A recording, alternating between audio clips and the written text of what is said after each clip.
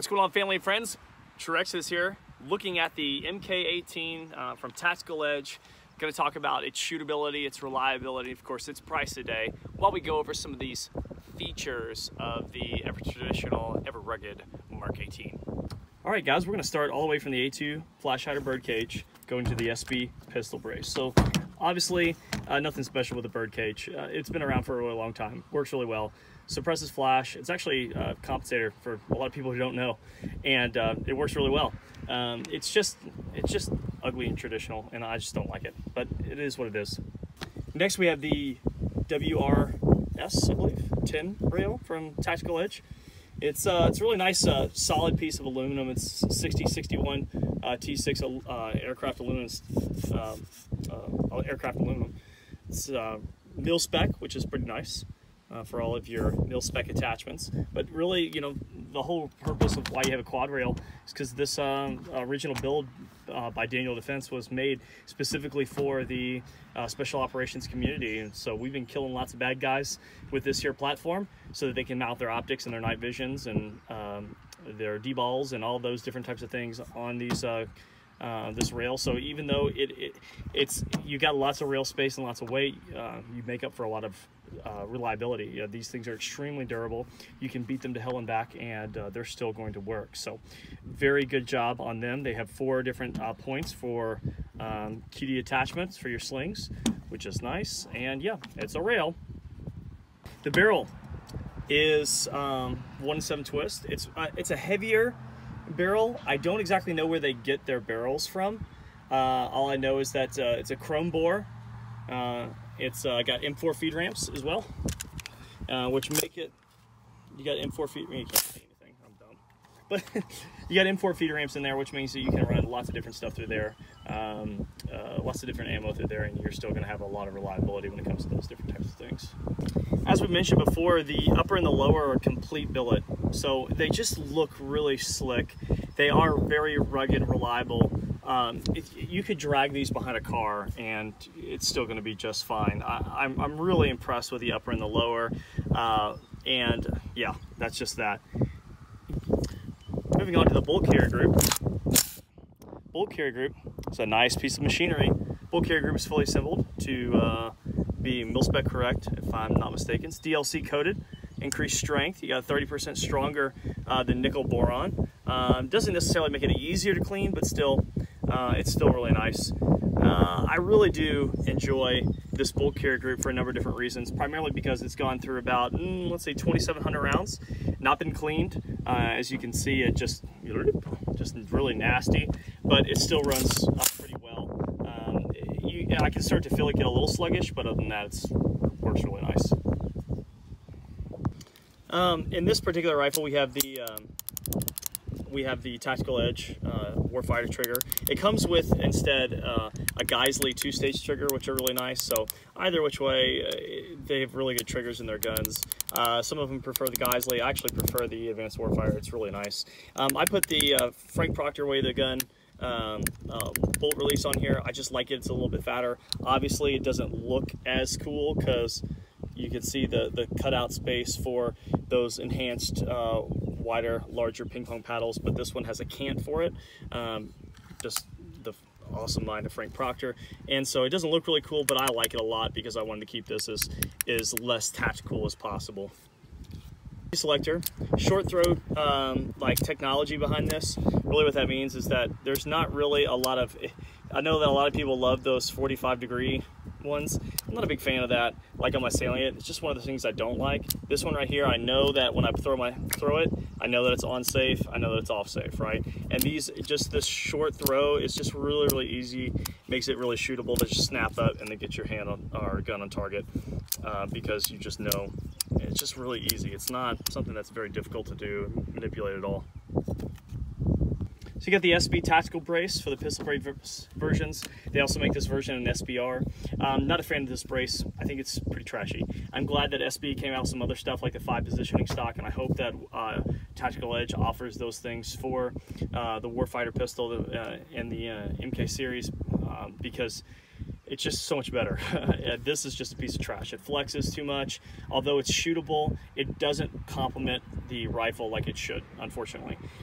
If you were to pick this rifle up, I would recommend either getting it in an SBR version or getting a different stock for it, or asking, lovingly asking Tactical Edge that they can put something else on there, because this is my biggest gripe and complaint really about the whole entire gun. The flexing, lack of surface area, make it so that this rifle doesn't shoot as well as I'd want to set it up for, and how much you're going to be paying for the rifle itself. But you know, with all that said, it does come up with flip up iron sights, really nice Geisley trigger, the DLC bolt carrier group, all those different types of things. And we're actually going to look at the bolt carrier group right now. Yeah, but before we do, we're going to look at the charging handle. This looks like a BCM, but I'm not sure. I think Tactical Edge may have just slapped their name on it. I may be wrong, but this little bit too big and obnoxious for me. I kind of like a little bit more minimalistic. Not to say it doesn't work; it works just fine. But yeah, it can't be released on the right-hand side of it. It must be released on the left-hand support side of it. But it is what it is. Okay, so yes, I think the only thing that my gripe, and this is just nasty dirty, although what I love about the DLC coat is that you can run it completely dry. So that's what I do like. There's been no lubricant, there's been nothing added on. The firing pins feels a little bit sluggish, but not too much. It needs to be cleaned, obviously, and thoroughly for, you know, 2,700 rounds through this gun, and it being an AR-15, you know, direct impingement rifle. The gas key here is not staked like when Daniel Defense and things like that. You can see those little divots, right? But it doesn't look like it's really offering very much. I've not tried to loosen these, so I can't tell you if they'll just come right off after all that use, but my guess is that they probably won't. All in all, the bolt carrier group is really, really nice, especially because I like running things dry. I don't like running things super wet and super lubed, mainly just because more lube you run, the dirtier it gets. It's really dusty out here in southern Indiana, and really windy, as you can obviously tell, as you all always complain about. Get a windshield, get a microphone. And yeah, I need to do that for you guys, but I just don't like you that much. Anyway, neither here nor there.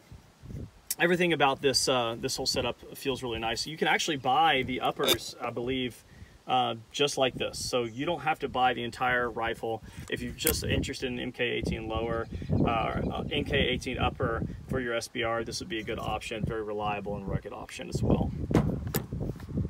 All right, talking about the shootability of this rifle. I kind of put down the Salient Gray, put down a lot of other different guns, and I just said, you know what, for a couple months, I'm just gonna run this gun. Get really oh gosh, it's so nasty. Get used to running a pistol brace, something that doesn't adjust, things like that. And I've been pretty impressed with the rifle, mainly just because, if you know from me, the things that I have to have in a rifle and any kind of firearm, if it shoots a bullet, it has to work. It absolutely has to work. It can't ever fail. And if it does, it just is like a huge red flag in my mind. So I know I run guns very, very hard, guys. I know that I don't do them to the standards that other people do them at, but I don't really care, because I have and hold my guns under different standards. The best way I can describe this gun right here is that it's like a Glock, really. It's looks very plain Jane, but the gun will always work, and if you know how to run them well and shoot them well, it'll work. Getting on to that, I want to talk a little bit about the shootability of the gun. Now, what you have to understand about this rifle, guys, is that it's not a performance gun. And what I mean when I say that is that this is not something you're going to take to your local competition, 3-gun competition, and sit there and go, it's just not going to happen. This gun is specifically made for law enforcement officers, for military special operations groups that are going to make sure that they need a platform that is always going to run and always going to work. With that said, some of my gripes and some of my complaints are thus follows. My biggest gripe and biggest complaint is the shootability of the gun. I can maintain and mitigate recoil very, very well on this gun. It's not really a big issue for me. But what gets me is this particular brace. It's 2018. We make better braces now. SB Tactical makes better braces. Let's get better braces on these guns, right? So that's the biggest thing that I would like to flop out on the gun. Second thing, biggest gripe about the gun when it comes to the shootability is the actual gas. Now, because it's a 10.5-inch barrel, the MK18 is notorious for being like just this mule that kicks, right? This is actually pretty soft felt recoil. I think it's got to be because of the bullet carrier group or the gas key, something along those lines. It's definitely not because of the gas block, because it's not adjustable. It's a carbine length gas block, and you get a lot of gas coming back. I can't imagine what this is like suppressed, but neither here nor there. It's not really set up for being suppressed. In my opinion, I think that adjustable gas block would be a lot better option for what you're paying, and all those different types of things. So the shootability with the gas block makes, you know, those two things kind of go hand in hand as to why it's kind of my negative things about it. Now, with that said, the price, $1,800. It's a little pricey for sure. However, you're getting lots of different things that you don't normally get in other rifles. You get the rugged reliability of this gun pretty much always going to work in near most conditions, like brutal conditions. You can't take a lot of those M-lock and those lightweight rifles that have those hand guards now and, you know, throw them off a 2-story building. It's not going to end up very well. Those things are going to break. This, it's going to be a different story. This thing is a tank. It's like I said, it's like a Glock. It's going to run no matter what. The performance issues, you know, you can fine tune it to however you want to. Put a different gas block system in here, but and maybe even a heavier buffer. But the buffer assembly and everything that works in conjunction with each other works really well, and it's very manageable. It's just not a freaking salient gray. It's not something that you're gonna shoot it and you're gonna be like, oh my gosh, it doesn't go anywhere. No, it goes someplace. You just have to have the proper mechanics and the proper fundamentals behind the gun in order to make it work properly. So that's just that. All in all, I love this rifle a lot. It's made with amazing parts and stuff that I know is always going to work, and that's something that just bumps it up there for me. But when it comes to like wanting to take it out in the yard and plank with it and those different types of things, after spending so many rounds with it, I've kind of learned it pretty well. I've not put any kind of hand guard or hand stop or any kind of vertical grip or anything like that on it. I've run lights on it. I've run a couple of other different things on it, and as far as D-balls and whatnot, just to see how it just kind of felt in the special operations field of having, you know, my night vision on and just going out in the yard and saying, okay, how does this feel when I point it? It's very intuitive, and of course, because it's such a small package, it makes things lots of fun to shoot. And because it has a 1-in-7 twist, guys, you know, with a 62 grain bullet, you can get really good accuracy out to 350, 400 yards with this gun. I've taken this gun 350 yards on an A zone with a 1-6 on it, and it just works. It's not a problem hitting 10 out of 10 at that. And I'm not even a really good marksman, you know, I'm not like a Marine or anything like that. But the gun really does just perform in those particular distances. So you're not gonna have any accuracy issues when it comes to this gun or anything like that. But it's not a 3-gun gun. It's not something that's gonna be super light or anything like that. It's just this rugged, reliable workhorse sewing machine that's always going to work, and that's something that I love about it. Well, guys, what it comes down to is whether or not you believe $1,800 is worth the reliability you're getting from the Mark 18 platform provided here. That's really what it comes down to. And for me, I think it does. Problem is that we need to flip out the brace. The brace is stupid, and you probably want to tailor the rifle to set up things that you want to set it up to.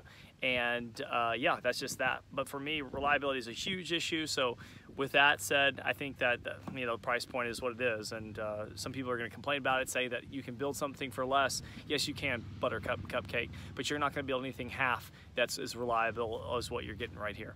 And that's really what it, guys. I teach rifle classes. I see rifles all the time. I watch people fail at their builds because they think that just by throwing all the best parts together or all the budget parts together that you get a great rifle, and that's not true at all. It's the right parts mixed in with the right rifle, it's like a car. And really, you know, you got to have the right parts in. You can't just have the best of the best and hope that it runs really well. That's just not how it works. It's just got to be tailored. And the guys over at Tactical Edge did a really good job making sure that this rifle is tailored to the special operations profession and the law enforcement profession as well. Definitely trunk gun. For sure, you know, something to throw in the back of your trunk of your car, or something like that. And for me, it's a home defense rifle that it's going to be set up for. And yeah, so that's just that. Hope you enjoyed this review. Got a couple of different things coming down the pipe for you guys. I'm really excited. I'm not going to tell you though. And some gun reviews and comparisons. And anyway, neither here nor there. We'll see you sometime soon. Hold fast to the course. True Exodus. Out.